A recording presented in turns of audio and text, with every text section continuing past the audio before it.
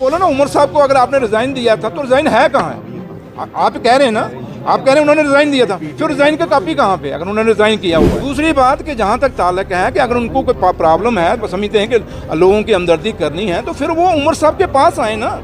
उमर साहब honourable chief minister हैं और चीफ मिनिस्टर से आके क्या जम्मू कश्मीर की सरकार या जम्मू कश्मीर के लोग सिर्फ आगा साहब के इर्द गिर्द में सरकार चलनी है क्या?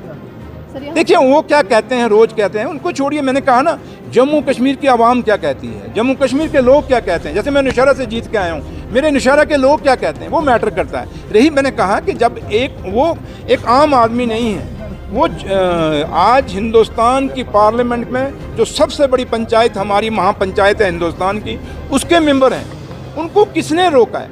वो आए ना, अब सड़क पे रोज बयान दे देते हैं, लेकिन उनको बोलो ना, उमर साहब को अगर आपने रिजाइन दिया था तो रिजाइन है कहाँ है?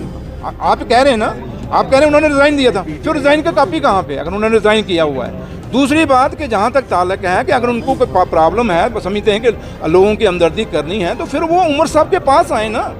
उमर साहब ऑनरेबल चीफ मिनिस्टर हैं और चीफ मिनिस्टर से आके वो क्या कहते हैं, अगारुल्लाह साहब क्या नहीं कहते, मुझे उससे कोई लेना देना नहीं।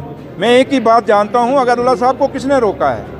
और अगारुल्लाह साहब अब कोई ऐसे गली के या किसी मोहल्ले के या किसी टाउन के खड़पेंच नहीं है, वो ऑनरेबल मेंबर पार्लियामेंट है।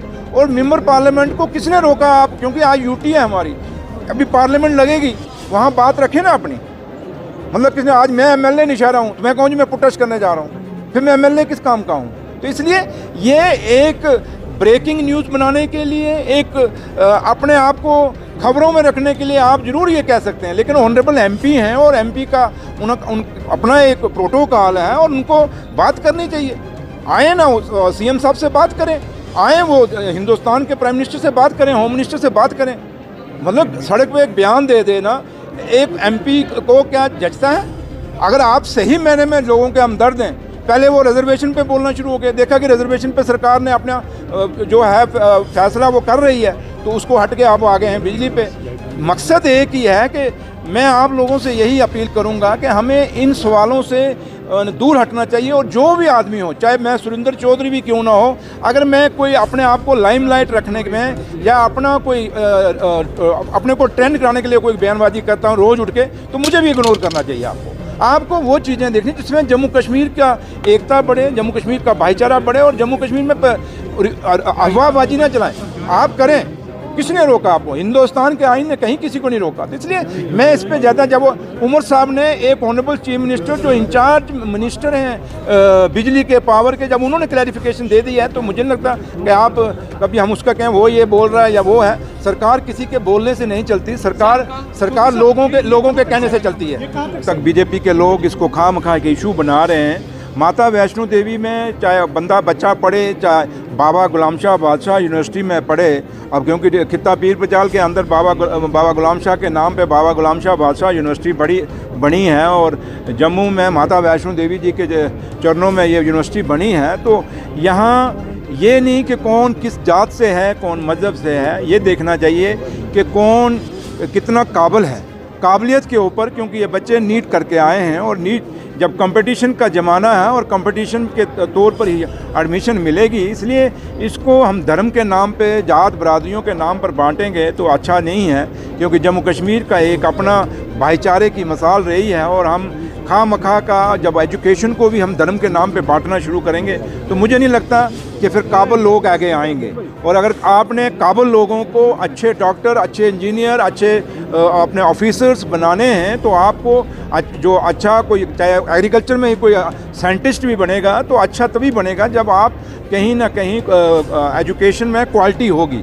तो लिहाजा मुझे नहीं लगता है कि इस बात को तूल देनी चाहिए। और जो कर रहे हैं, मैं उनसे भी कहूँगा कि ऐसा मत करिए। एजुकेशन में कम से कम उस काबिलियत पे जो बच्चा, चाहे वो किसी भी कौम का हो, किसी भी मज़हब का हो, अगर वो निकल के आता है तो उसको अप्रिशिएट करना चाहिए, ना कि उसको डिस्करेज करना चाहिए।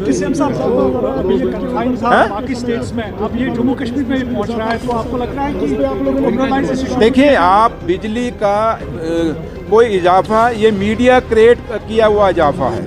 अगर कल आपने उमर साहब का एक डिटेल में बयान सुन लिया, जब उमर साहब ने कहा कि ये फ़ाइल मेरे पास साइन करना तो दूर है, ये फ़ाइल मैंने देखी भी कहीं नहीं कि किसने हाई किया है। तो इसलिए ये एक मतलब कि क्योंकि कुछ ताकतें ऐसी हैं जो उमर अब्दुल्ला सरकार को कमज़ोर करना चाहती हैं, तो वो नए के नए इशू रोज़ जम्मू कश्मीर में उठाते हैं। लेकिन मैं आप लोगों से भी अपील करूँगा कि अथेंटिकेट आर्डर आप किसी के पास है कि 20% बिजली के बिलों में हमने बढ़ोतरी की है? वो किसी के पास नहीं है। हम सिर्फ बस कह रहे हैं जनाब बढ़ गया उमर अब्दुल्ला सरकार बढ़ा गया। इन चीज़ों में र्यूमरबाजी में, इस अफवाहबाजी में जम्मू कश्मीर ने आके भी बड़ा नुकसान देखा है। और मैं आज भी आप लोगों से अपील करूंगा कि इस र्यूमरबाजी से बचना चाहिए, अफवाहबाजी से बचना चाहिए, अपने लोगों को गुमराह नहीं करना चाहिए। चौधरी साहब, ये कल तो क्लियरिफिकेशन आई थी सीएम की तरफ से, लेकिन अब आगामी फिर से बोल रहे हैं कि हम 20 दिसंबर तक जो है इनको अल्टीमेटम देते हैं, उसके बाद हम फिर से प्रोटेस्ट करेंगे, तो उस पर क्या कहेंगे आप? देखिए, आप धर्मेंद्र जी की, क्योंकि हमने बचपन से उनकी पिक्चरें देखते आए हैं, आप लोगों ने भी देखी होंगी, वो हंसमुख चेहरा और वो चेहरा जो आज 89 ईयर्स की एज में भी जब भी उनकी कोई वीडियो आती थी वो जवानी में आती थी, आज जैसे कोई जवान बोल रहा, और खुद वो कहते थे मैं अभी मैं बूढ़ा नहीं हुआ, मैं जवान हूँ, धर्मेंद्र जी कहा करते थे।